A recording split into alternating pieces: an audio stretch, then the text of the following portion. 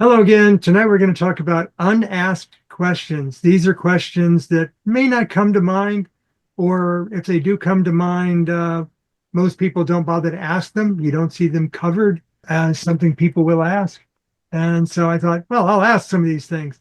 And I also don't accept the pat answers of you ask a question and somebody says, answer number 23, without actually explaining why that's the answer.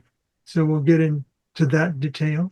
First thing you have to is, why do questions go unasked? If you have access to an internet living idiot like myself, you can ask questions. But there are more popular sites where you see an audience and you might come up with a question and it's itching for you to ask that question. But then you find out at the end of 1 hour, they're done, no more questions, and therefore your question goes unasked. Not that it's unanswered, it doesn't even get asked. And you wonder why all these people that watch this, why didn't they come up with that question? And then's when you realize somebody's monitoring the chat. So even if that question were asked, if the presenter either didn't cover it or doesn't have an answer, or it's just, oh, that would get into too much detail for your particular audience, the question will never be asked. If there are currently no answers to the questions, that's fine. People aren't even asking the questions.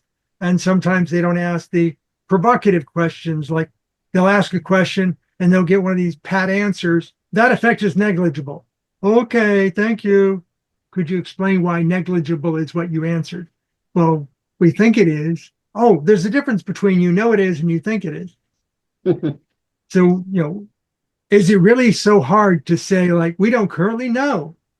Well, dark matter and dark energy, they're willing to go on record and say, we don't know what they are. That's why we call them dark. Not because they're dark, but because they're unknown. So why isn't it unknown matter and unknown energy? Well, because then they would be admitting to not knowing something. I'll accept the dark matter and dark energy as unknowns. That's not a bad thing to say something's unknown. Here's what I call the unfounded answers. When you ask a question and somebody just rattles off a pat answer of, how many of those are there? There's an infinite number of them. Anybody that's into math will realize infinity is just a placeholder for, I don't know what the actual answer is, but I know it's big or it's small or it's a lot, but I don't know the actual number. Infinity is, one of these pat answers of, how many of them are there? Lots of them. How much is there of that? Too much, too many. Okay. Or somebody says, well, do we take that into account when we're doing things? No, it'd be too small to be meaningful.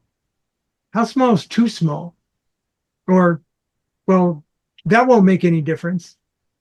Have you actually done the analysis? No, I just think of it's being, too small to make a difference. Or the one we realized in the last 2 years, it happens instantaneously, like the electron spitting out a photon, moving from one orbital to another. It happens instantaneously. But now that we can measure things down to the 60 attosecond level, the electron emitting a photon and changing orbitals is not instantaneous. It takes time, and you can actually see things happening.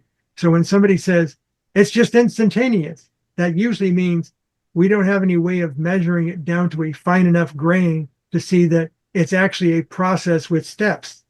The unobserved may not exist.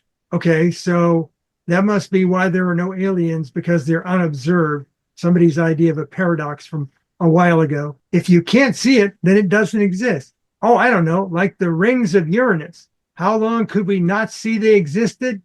And then we built the technology to observe them and went, oh, look, Uranus has rings. Oh, well, they were still there when you couldn't observe them, or doesn't occur often enough to be meaningful, like the number of a particular kind of thing. Well, it doesn't occur often enough to be meaningful. Or something comes into existence, but then goes out of existence. It didn't last long enough to be meaningful. Or you've demonstrated some physical effect at a very small scale, and it would need to be too big to have an effect. So you just completely discount that. Or, yeah, I think that technology is pretty advanced, but it would just cost way too much to do it. So we don't do it.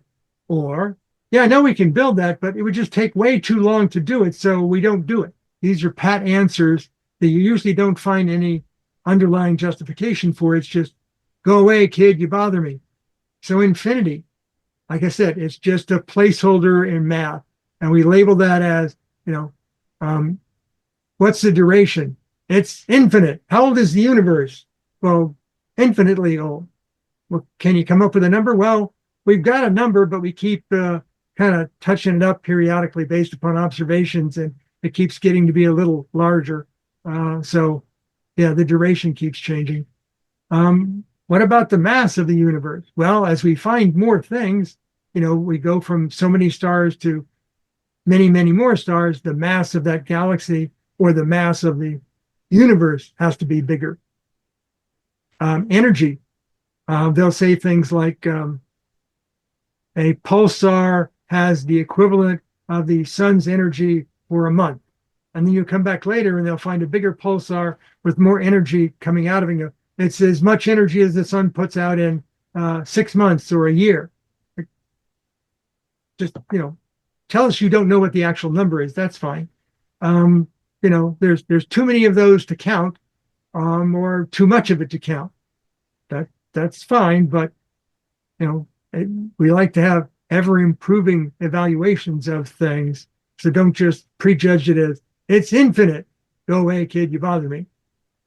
We don't know the total number, but our current estimate is this. I can remember in the last 20 or 30 years or so, how many stars are there in the Milky Way galaxy? Well, 1 million. We think it's more like 1 billion, 10 billion, 100 billion. Now it's several hundred billion. Yeah, that's what I heard. These are not new stars. These are just stars that we suddenly have the technology to be able to count them. How many more will there be? We don't know. But don't call it infinite. Well, we won't call it infinite because we've already counted, a couple of 100 billion of them. So we know it's not infinite. We just can't count the dimmer ones, the smaller ones. So when we count more and more of things, it changes the algorithms of, if every star in the galaxy seems to have planets, and the planets all seem to be of various sizes and distances, and based upon that, we know from the star type, where liquid water would be. And as we increase the number of stars, predominantly orange and red stars, we're also increasing the likelihood of planets in the habitable zone, which that bumps up the probability that we're not alone, because all these things seem to be following the same pattern that we have. What about things that are too small? Over time, if you accumulate something, then it's not too small to have a non-trivial effect. I can remember when they first started thinking about ion propulsion was in the 1940s. I wasn't around then, but I know that in the 1960s was when they first created a satellite, and they put a very tiny ion drive on the satellite just to see if it would make a difference. And it did. And nowadays, the best way to keep your satellite in orbit or to do a deep space probe is using ion propulsion. But the amount of newtons of force that you get out of these things is very, very small. But collectively, it's large enough to move the spacecraft in its position in orbit around the Earth or out in deep space. So very small is not so small when you have either time accumulation or just an accumulation concentration of these. Another example is very low power, tiny beam diameter lasers that are used to push bacteria and viruses around on the stage of a electron microscope. They refer to these as optical tweezers. So they turn the laser on and they scoot the individual virus particles or cells around on the electron microscope stage. And they even won a Nobel Prize for this. But the total amount of force that not force, but momentum that the individual photons are contributing is infinitesimally small, very, very small. But when you have a massive quantity of photons, now you start to come up with enough momentum transfer to move things around. Or the easy to describe example is if you have 1 penny, it's a very tiny weight. If you have a long bed dump truck full of pennies, it's a crushing tonnage. You don't mind somebody throwing you a penny and you catching it, but if somebody threw you a dump truck load of pennies, you would want to get out of the way. But it's still just a penny. It all adds up. So we've learned that the solar wind, which is particles coming off of the sun, ionized electrons and photons, is enough to actually change the course of spacecraft in deep space. There was a Mariner probe that was going to go into orbit around Mars, and they took into account the solar wind and properly calculated the orbit for that probe. Had they not taken that into account, the probe would have zoomed straight on past Mars and not gone into orbit. So, yep, solar wind is a lot of very tiny particles, but it has a collective effect. And nowadays we're talking about things like solar sails for deep space propulsion. And then my favorite one of, this didn't like connect some dots for you. LIGO, the gravity wave observatory that uses interferometry, they did have lower power lasers, like I think it was 35 watt lasers, and they bumped it up to 60 watt lasers, and the lasers go down an evacuated tunnel, long tube that has no air in it, and it hits a mirror at the far end and bounces the light back. When they turned the laser on, when they bumped it up to 60 watts, the mirror moved. So the light beam actually pushed on the mirror, transferred momentum to it, and made it move at the nanoscale. It's not like you're seeing it swinging. It's just they detected a gravity wave when there wasn't one, because the distance down the column extended by the light pushing the mirror. So they have to take that into account now. But nobody seems to go, would that make a good source of propulsion? Well, somebody would have to say, well, conservation of momentum says no. You'd have to measure how much the rotational velocity of the Earth changed by the nanoscale movement of that mirror. Okay. But it's just photons, infinitesimally small photons, but there's huge quantities of them. And then when is instantaneous not instantaneous? And we can now, through a particular technology involving electromagnetic reflection, we can measure small units of time down to tens of attoseconds. A billionth of a second is a nanosecond. A picosecond is a thousandth of that. A femtosecond is a thousandth of that. And an attosecond is a thousandth of that. So it's measuring it at about 60 attoseconds is sort of one capture they can make. So they can now take something that, when we can only measure nanoseconds as instantaneous, we can now, by a thousandth of a thousandth of a thousandth, measure that to a finer degree. And what we thought of as instantaneous is now a transition over time with progressive steps. And what they found out was electrons don't instantaneously pop from a lower energy atomic orbital to a higher one, release a photon, and then pop back down all in like one instant. Nope. They actually have traced it as the electron interacts with a photon, it accumulates energy. The electron then accelerates to an excited orbital, so it moves out. The electron begins to decelerate towards a resting orbital and then spits out a photon, and then decelerates to arrive at its rest state orbital.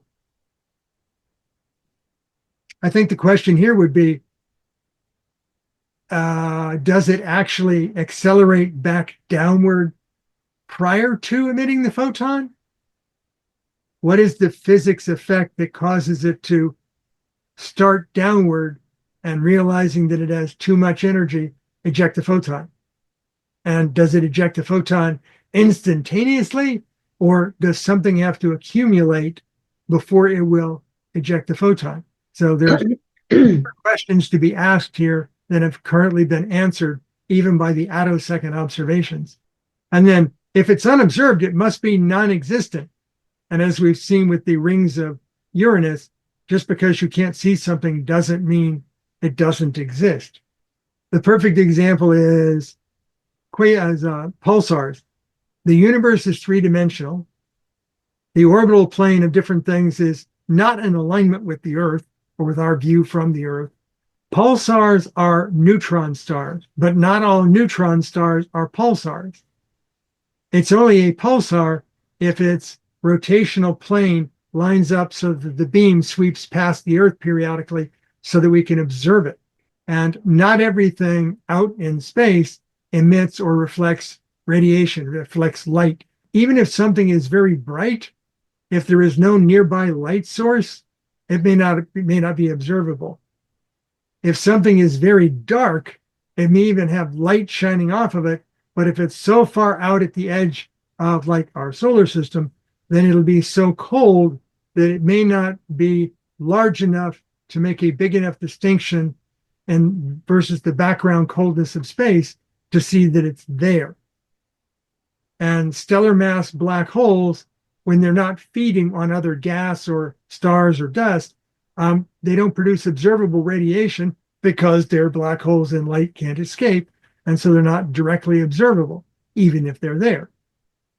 So how many unobservable things are there in the universe? I don't know. They're unobservable. But as we improve the technology, things that were once unobservable become observable. Things that we thought once were rare, we now are improving the technology that we can actually see they're not as rare as we thought they are. As we find more stars in our galaxy and more stars having planets, more than one planet, we find that these planets, based upon their temperature classification, be they kind of like a G type like our sun, or smaller, colder stars, be orange or red, they're having planets.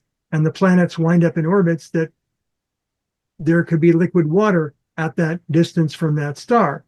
We've so far found over 5,000 exoplanets in our galaxy.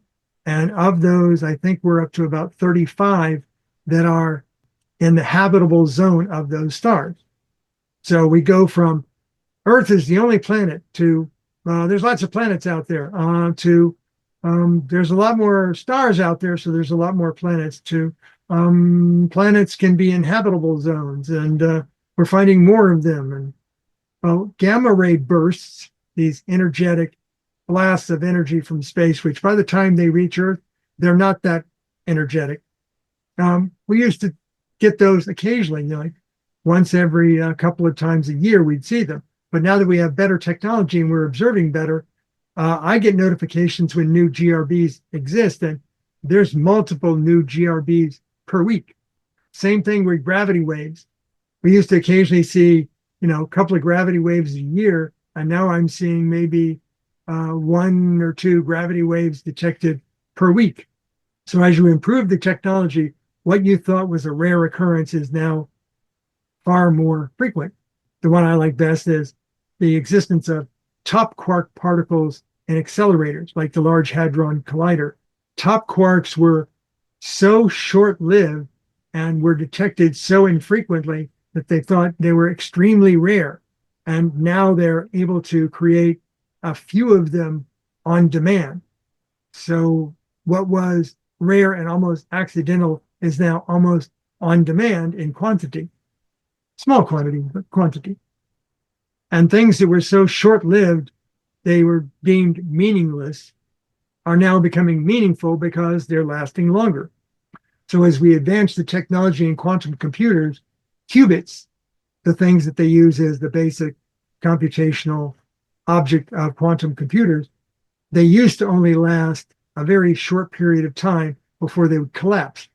Now we're coming up to a couple of seconds that a qubit can last, and the longer it lasts, the more computational stages it can go through, and makes quantum computers closer to being practical, but not yet practical. And remember me saying that top quarks were things that we went from them being rare to now we can create them almost on demand. They're believed to be so short-lived as to be meaningless in quantity. Certainly too few to ever be considered the class of a star. But now that we look at neutron stars, and when they compress down further, we see that you can have strange matter stars. In addition to up and down quarks, you can have strange quarks. And they're saying that you can have that, so you can have a strange quark star that's a class of neutron star. And if you take that to the next level up, it should be a top quark star before you get to a black hole. But no, they said you can't have a top quark star because top quark particles are so short-lived. They'll collapse back into other particles before they'd be meaningful as a collection. Well, no, until we came up with neutron stars, we didn't, in the absence of any atomic structure, a neutron star was something that until it was observed, it was only theoretical. Now they're observed. Well, strange matter stars were same thing, and now they're observed. But now we're trying to get to the point where if you can create enough quark particles that are the top class and they last longer than 1 second, if you get the right environment and the right density of them, you may have a top quark star. But we have no observation of them yet, just theoretical. So you might hear that we'd like to create that next better instrument, but it would just be too big to ever be built. Have you ever seen the actual specifications of the Large Hadron Collider that is a ring that goes across several countries in Europe? Or the new DUNE neutrino detector that is buried underground, more than 1,000 feet underground, well away from the neutrino emitter in Chicago. I think it's over in South Dakota. So the neutrinos actually pass beneath the surface of the Earth and this very long, very deeply buried neutrino detector. But apparently somebody found enough money to build it. Or just in the size of rockets, have you seen the SpaceX Super Heavy booster lift off? It starts, all the engines come on, and then it just sits there for like 2 seconds before it ever starts to move up, and then it accelerates. But examples of less exotic things that are big, and until you actually see how big they are, you don't think about them. The U.S. Interstate highway system, all those roads, all those lanes of all those roads, all those on-ramps and junctions. The U.S. Interstate highway system is a lot of miles of road. The national power grids of the U.S., the U.K., the European Union, and China, getting power from power plants, all those power plants to all those homes and businesses. That's a lot of infrastructure, and it all gets built out. Well, the one that we keep growing and nobody seems to think about it or notice it is your mobile phone. Your mobile phone went from 2G to 3G to 4G to 5G. There's now 6 and 7G technology sort of waiting in the wings a few years down the road. And they built out all the towers, and all the towers had to have power and data interconnects. And they seem to have spent the billions of dollars to do that. So at some point, somebody said, nope, it's not too big to not be done. Too big is never an obstacle. Once it gets approved, funded, it just takes time to build it all out. But it would cost too much to do that. Okay, if you looked at, let's say, when the Florida Turnpike system was built, the millions of dollars it cost to build the first sections of the Florida Turnpike. And now we have a Florida Turnpike that ties into Interstate 75 and essentially goes from the northern end of Florida down, if you follow it all the way down below where 95 ends, it'll take you all the way to the Keys on a contiguous roadway. But, nobody thinks about totally accumulated how many billions of dollars have been spent to make that, or the electrical power grid and distribution of it, and putting in solar panels and putting in wind generators, and or the worldwide telephony network. It's not just the mobile wireless, it's the wired telephone network, or the internet itself. How many, probably by now, billions of servers there are on the internet, from the big cloud ones down to the individual like home servers and such. Wireless communications network. Wi-Fi. Wi-Fi is not everywhere, but anywhere where there's a lot of people, you can typically get access to Wi-Fi. Or how many hundreds of billions of dollars do we spend in the US on airplanes and aircraft carriers and missiles and bombs and fancy weapons and build up all these arsenals, and we keep making it bigger. But how many billions need to be spent until something becomes volume practical, like fission plants using thorium instead of uranium? Any day now we're going to have those, and we've got some examples, and we can build them smaller, but they're not being built in any quantities.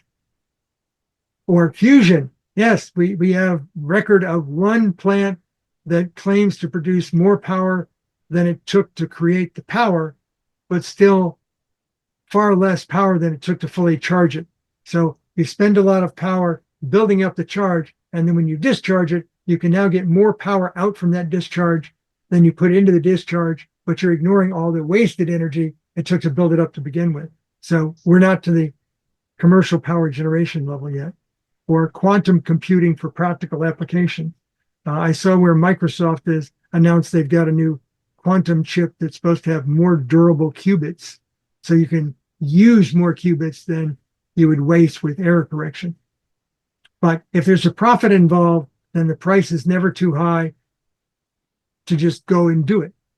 But you've got to have faith that the profit's eventually going to be there. Or something will take too long to be done. But it never takes too long if there's revenue potential or vision to do it. If you can do it in small increments over time, sort of like how the Turnpike was built or how I-95 was built in Florida, if you keep doing it, gradually revising it and upgrading it and extending it and improving it, then now you can have something that's larger than you would ever thought possible. The accumulated cost is way more than you would have ever approved to build it. And if you do it correctly from a financial mathematical perspective, then you may actually get it to be usable so that it will grow itself. Kind of like Starlink by SpaceX. They got enough satellites into orbit to start selling people use of the service. And now the use of the service is bringing in enough money to not only sustain it, but to actually grow it. But there are things that take too long and still haven't been fully transitioned. We haven't transitioned the whole planet from fossil fuel-powered power plants to renewable. We haven't discontinued fission reactors despite what we know about them. The whole planet hasn't migrated from internal combustion engine vehicles to battery electric vehicles. In the software business, we'd like to have more people upgrade their computers and their tablets and their phones to newer and newer versions with newer hardware, so we can start to use some of the new security features or AI features, but we can't emulate those in software because it would just not be practical. So just getting people up to the latest version of hardware to be able to do the latest version of Wi-Fi or iPhones or tablets or browsers, or if you're Samsung, then phones, tablets, and browsers. Microsoft is still trying to get more and more people up to Windows 11 OS, and they're still trying to get rid of Internet Explorer and replace it with Edge, which is Chromium-based. And I saw that Google is now trying to get onto the main line of software version, and you won't have a Chrome browser anymore. You'll just have a version of Chromium browser.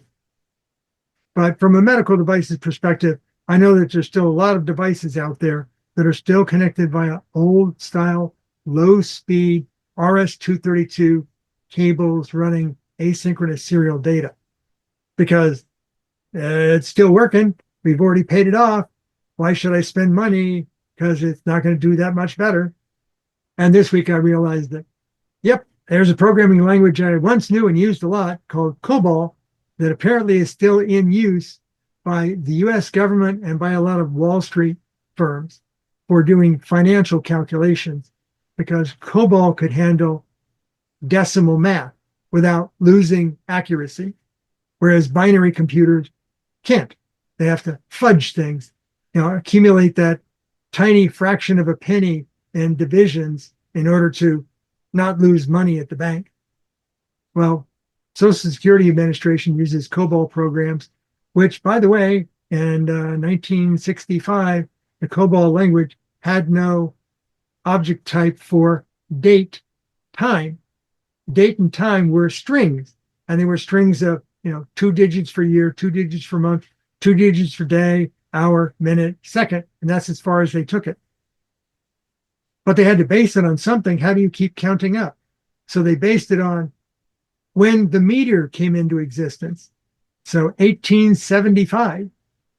So when we started the Social Security Administration, we started with a baseline date of 1875. So anybody that first started receiving Social Security, their date for their birth actually baselined to 1875. Now, most of those people don't exist anymore. But a few years back, the Social Security Administration actually put a cutoff date and said, if anybody's 115 years or older on our records, just stop sending them Social Security checks, because they had no baseline date mechanism. Because, in the early 1900s, a lot of people didn't really know what day they were born, didn't know what year they were born. So it was just what their parents told them. But I just thought that was fascinating that we still have COBOL programs. So about photons, now that we can say that the movement of electrons is not instantaneous, we can actually slice it up. There's a few more questions to be asked. So acceleration over time implies a change in velocity. That's how you get acceleration. But velocity is speed and or direction change. That's how you get acceleration. Over here on the right, I have some graphical diagrams of the probability surfaces of electron orbitals of atoms. So you can see that it's spherical, it's 2-lobe, it's 3-lobe, it's 3-lobe, 4-lobe. So these are the probabilities of locations of electrons within atoms. Note that they're different shapes and they have lobes. So when an electron gets excited and it moves out, it doesn't just move out on a straight line, which would be a change in speed only. They actually change where they are from a probability perspective within the structure of the atom. So that means they have to have a course change. So it's not just they change speed, their direction change. So how do you go from something that is a sphere to something that's like at the bottom, to pick one of those 4 lobes to wind up there? There had to be a directional change as well as a speed change. But nobody seems to pay attention to that level of detail. And my guess is now that we can measure things down to attoseconds, they'll pick some additional types of elements and start looking at not only the electrons moving out and moving back, but how they change direction in order to move from a spherical to the top lobe and the z-axis of something. So you're not just moving out, you're moving out and up. Further questions as we slice things up further. So if a neutron star is not tilted towards Earth, it's not observable. If that's the case, how many neutron stars are there in our galaxy? We don't have any technology for knowing that, because until we can measure the energy from them, we don't know that they exist. But we do know that neutron stars can last for billions of years. So if we don't know when they when they went from being a detectable visible star to being a less detectable neutron star, and they're not emitting a pulsar beam towards us, we don't know how many there are. Not just in our galaxy, but in the universe. So if we don't know how many neutron stars there are, and neutron stars are dense, then how much mass is in our galaxy and the universe? We've got to admit that there's an unknown quantity, unobserved quantity. So as I mentioned earlier in the presentation, the other things that are unobservable, like planets, moons, asteroids, comets with no tails, they can be too dim, too cold, not emitting, not reflecting, too small for the imaging chip that we're using to see them, wouldn't even show up as 1 pixel. They're too far away. But we also know about the existence of these things called rogues. A rogue planet is one of these planets or moons that are not orbiting any particular star. They got ejected. If that's the case, and we don't know how many rogues there are, how many objects are there in the solar system? And if they're large enough objects in high enough quantity being ejected, we don't know what their total mass is. And if that's the case, what's the mass of our galaxy and the arms of the galaxy? It could be that dark matter is simply the effect of unaccounted for, unobserved objects. Same sort of line of thinking occurs for black holes. If a black hole is not emitting anything and there's nothing orbiting it, then we can't tell where the black hole is because it's not emitting anything. If you can eject a planet and you can have a rogue planet, you can also have a rogue black hole. A black hole in a binary system that gets ejected by its larger sibling is free roaming, and we don't know how many there are because we can't detect them. But we know there's a possibility of them existing. And if a black hole can live far longer than a neutron star, we don't know how many there are. We don't know how long they've been around, but we can't detect them. Does their lifespan being that long and us not knowing how many of them are there, does that affect how long we think the universe has been around or the amount of mass in the universe? And then I did a presentation on this previously about the electromagnetic spectrum and the fact that there are electromagnetic emissions below 3 hertz, not kilohertz, not megahertz, hertz, 3 times per second. And it can also go down into fractions of a second. We know that the wavelengths get longer and longer as we do that. And if you look at what we've observed with the gravity waves and pulsar timing arrays, the length of one of these electromagnetic waves can be light years long. But the International Telecommunications Union, the ITU, will not officially recognize tremendously low frequency band, or TLF, which would be 3 hertz and below. But we know they exist. And if they're not interacting, they're too low in energy for electron excitation, then they just exist and they don't interact. And we have no ability, no detector technology for observing them. So we don't know how many there are. Is there a TLF background flux photon density? And if so, is there an upper limit to how many of those can exist? Do we know the distribution? Is it lumpy around high mass, high gravity objects, or is it a uniform dispersion throughout the universe? We don't know.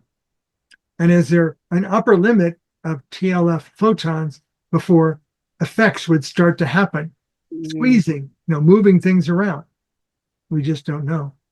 So in summary, some might say that our current science and technology has a good beat on things. We know a lot about a lot, which is true, but the more we learn, the more we learn we don't know. And so there are a lot of questions for which there are no answers. And there's more questions to be asked, which, some might say, well, I don't want to hear about there being a lot of planets in our galaxy that are all habitable. I especially if they're kind of Earth-like. No, that can't be, because it changes things, changes people's thoughts and things. And sometimes it's, people won't even ask the question. I think it's much better to ask the question, realize what you don't know, and then engage science to make it happen, to learn about it. I don't like the prepared answers of things being, it's just instantaneous. It just happens. There's too little, too few, too fast. Those are just shown to be incorrect answers over time as technology improves. But keep asking the questions, keep stimulating the curiosity. But most importantly, if you don't know the answer, label it unknown, not dark, but unknown.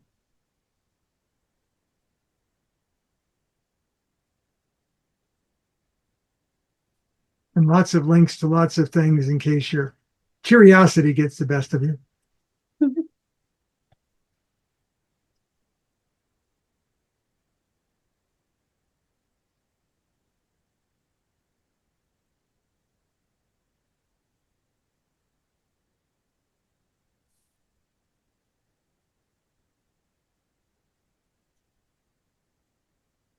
Okay, How many Yeah. of the questions were questions you had never heard asked before? Many. Uh-huh. Well, that's my purpose here is not only to educate, but to ask the questions that people don't normally hear being asked. And when I post this onto YouTube, it gets posted to the public.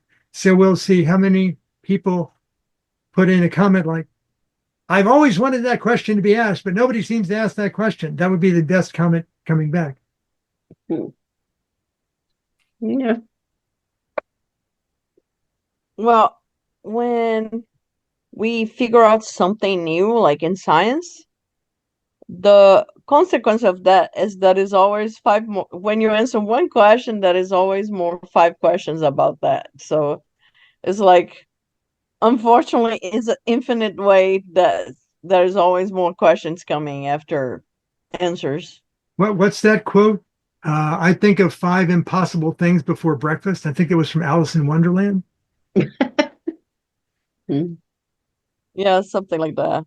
And This, so, like, if you think about like or beginning of our exploration into space, if it wasn't for new problems like fixing a spacecraft, putting something in space, to there would be no questions to ask about those systems. So certain systems would never be invented because, right. and then there would be no questions, no new uses for it.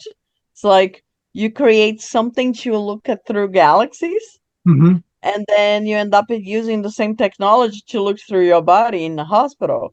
Yep. And so it's like when you develop pure science and you have new ways to see the world, you have new questions, and those new questions guide you to new answers, and those new answers will do the same.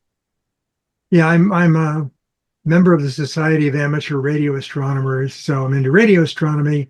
And the Drake's Lounge they talked about last time was because they do that every month. They were talking about masers, microwave amplification by stimulated emission of radiation, like laser is for light, maser is for Yeah. microwave radio. And they were talking about naturally occurring masers. So, masers as stars producing microwave radiation and how they produce it. And, we use masers for other purposes nowadays to generate high power radio transmissions because we can direct the beam. But yeah, as Is Helen that was pointing that's out, the galaxy that causes that, right? Like the rotational directional area of the dust of the galaxy end up emitting like uh, no making the photons of microwave being like entangled, and then it becomes like a laser. are you talking about synchrotron radiation?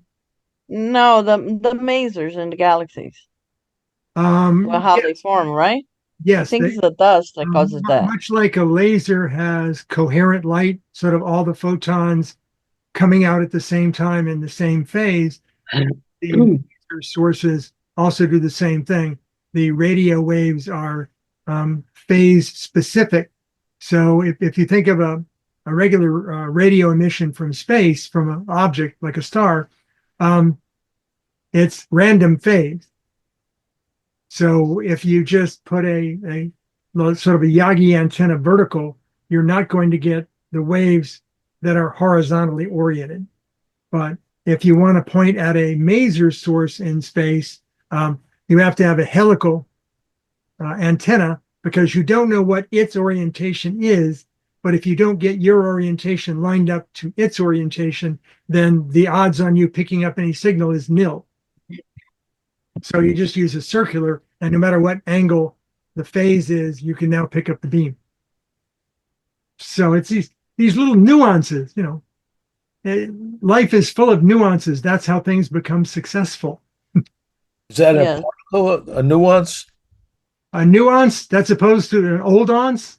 A little particle. Yeah. No, a nuance is a new version of the old once.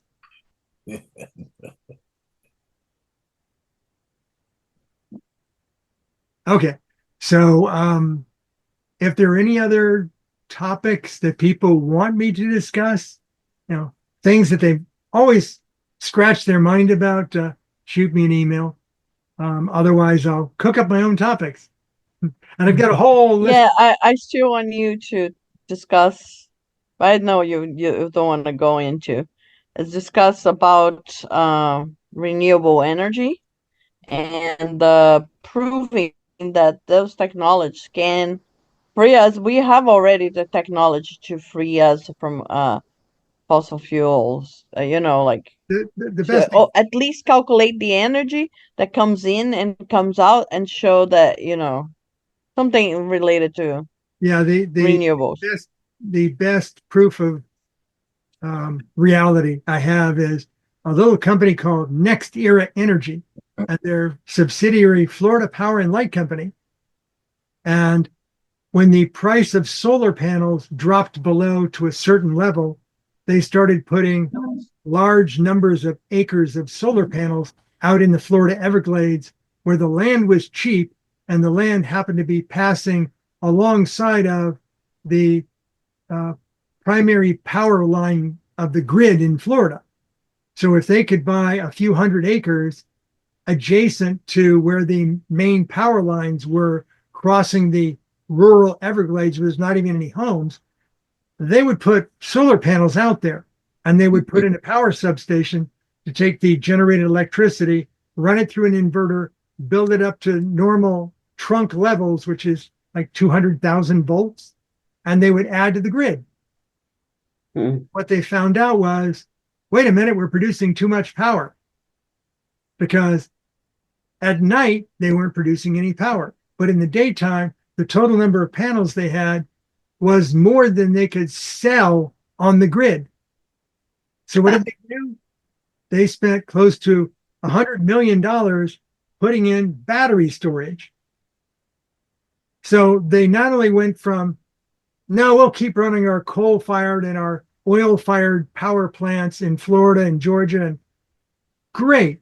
But then when they realized that the financial model was, why are we paying for fuel? Why is it so difficult to get fuel surcharges approved in the state of Florida? Why don't we just use a fuel source that doesn't cost us anything per watt? The sun. So they found they could put lots of solar panels out there and produce electricity at zero fuel cost. Sure, it costs money to put the panels out there and to wire up the infrastructure. But once you do that, it's all found money. It's all money laying on the table you can just rake in. When you're producing too much of it, what do you do with the excess power? You got to throw it on the floor. You can't make any money off of it. But if you spend money for batteries, there's more infrastructure costs. You spend money on batteries, the solar that is excess, you store in batteries, so you can now sell the collected power at night when the solar panels aren't producing anything. So what's the next thing that happened? Well, solar panels got cheaper, and they already owned a few hundred acres in a couple of places out in the Everglades. So they started deploying more solar panels because it's found money. The more panels you put out there that are already connectable to the grid, the more money you can make. And once again, they went beyond that. The panels produced more than they could use. They put it into batteries, and the batteries got fully charged, and now there's more power than they can consume in the state of Florida of the panels plus the batteries. Now what are you going to do? Well, they found this thing. Sell to other states. They found this thing whereby we can take water using electricity and split it via electrolysis and generate hydrogen and oxygen. The solar panels out in the Everglades produce electricity that gets stored in batteries.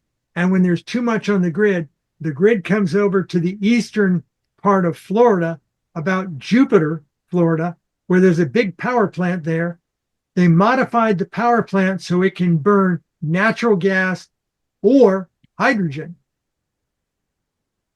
So now what they do is they take the excess electricity, regardless of the inefficiency of the process, and they take the electricity. They've got a giant lake next to the auxiliary plant, and it takes the water in.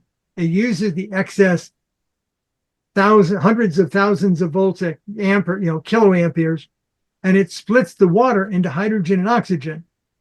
They compress the hydrogen into tanks. It's stored revenue. It's massively stored revenue.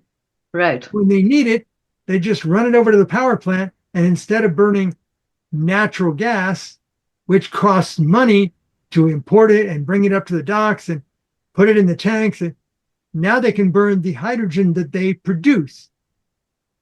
Well, So now hydrogen is money.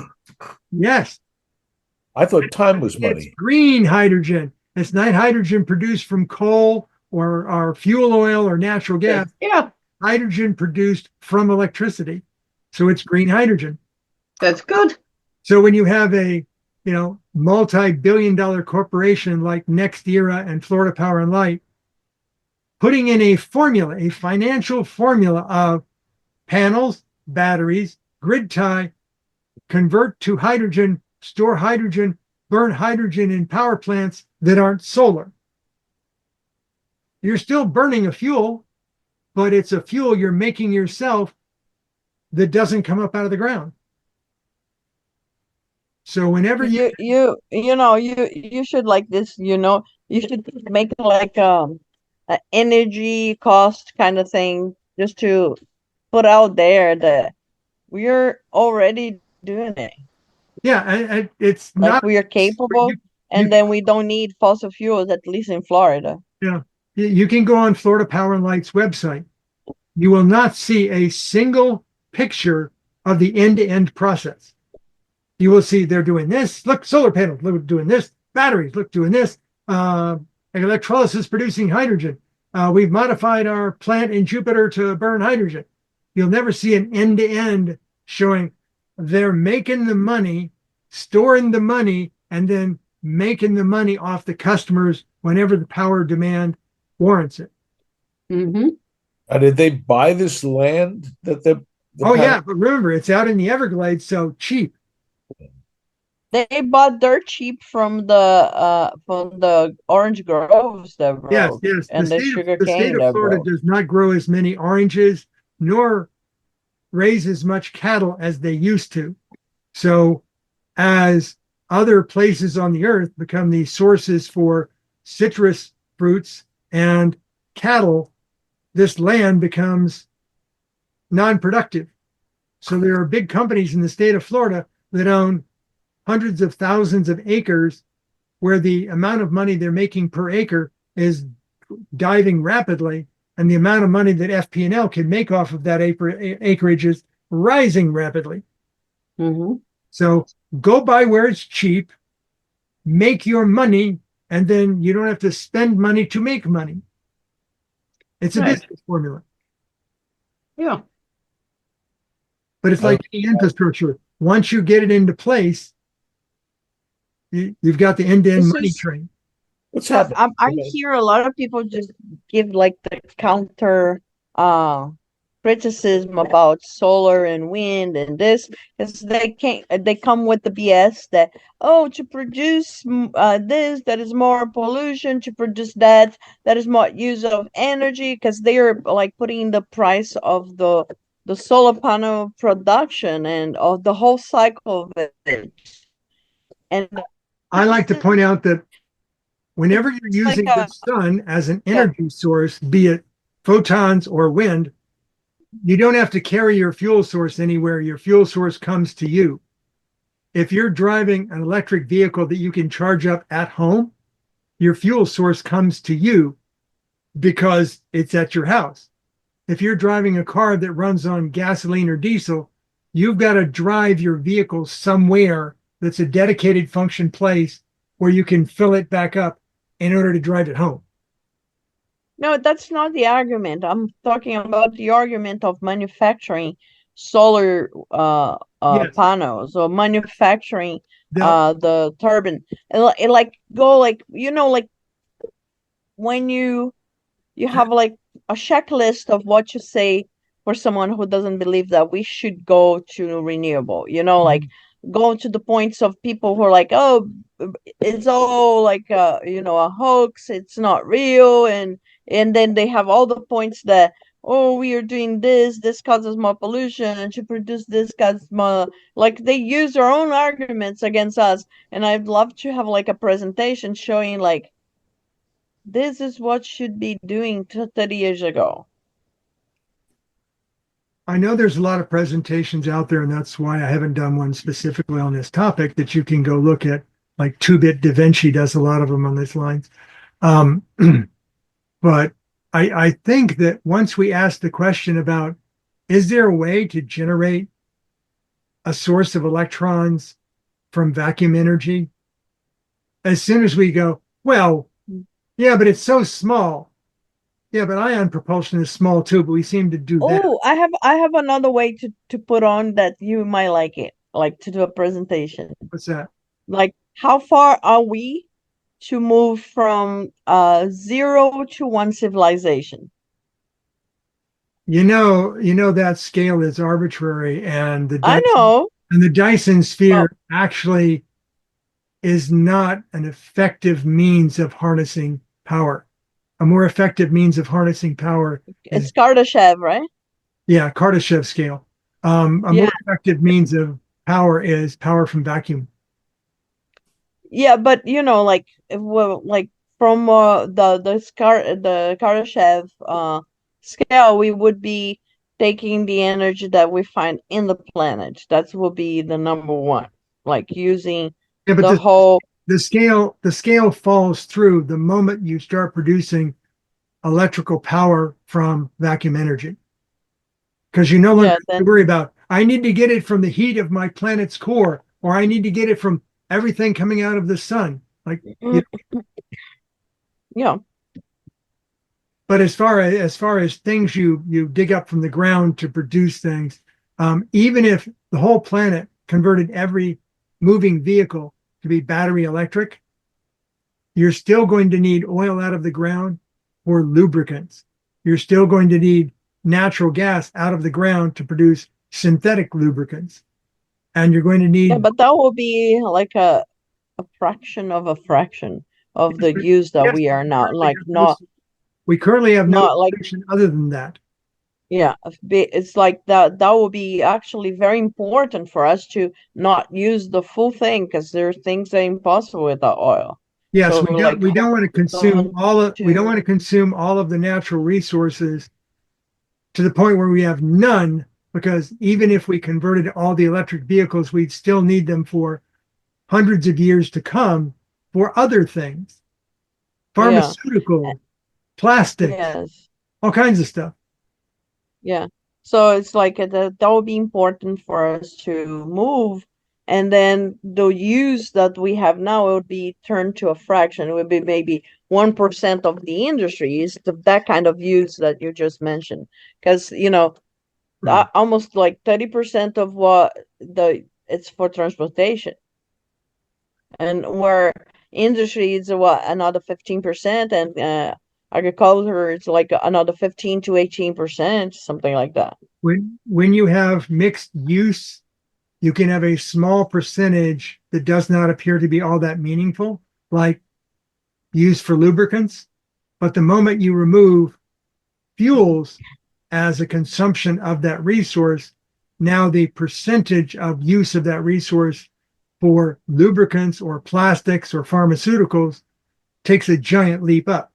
So you might find that, you know, of the remaining fossil fuels that you pull out of the ground and refine, motor oil becomes 40% of what you consume, not 1/10%.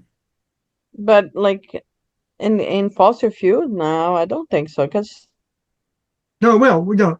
The cars, think about the Venn diagram. The moment that you take the Venn diagram and you take that pie slice and you shrink the one that's used for fuels for combustion vehicles to a very small number, the percentage of everything else grows because it's still 100%.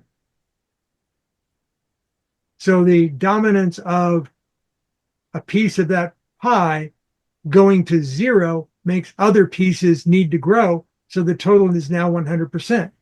So your small percentage for lubricants, when you're consuming a lot of it for fuel, becomes a larger percentage when you're no longer consuming it for fuel. But I understand that. What I'm saying is my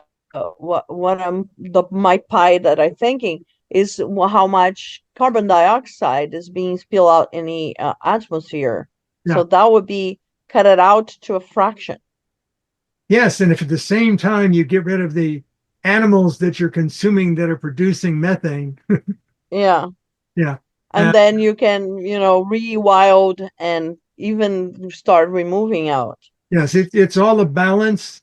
And until you look at the big picture and you start pushing on the big pieces, you don't recognize the smaller pieces. And it's kind of like, yeah, the city of New York was really into getting gasoline vehicles into the downtown area of New York City when the manure piles on a daily basis started to grow to more than 6 feet from all the horses. But that doesn't mean the whole planet has given up on horsepower. We still use them for sporting events, parimutuel wagering.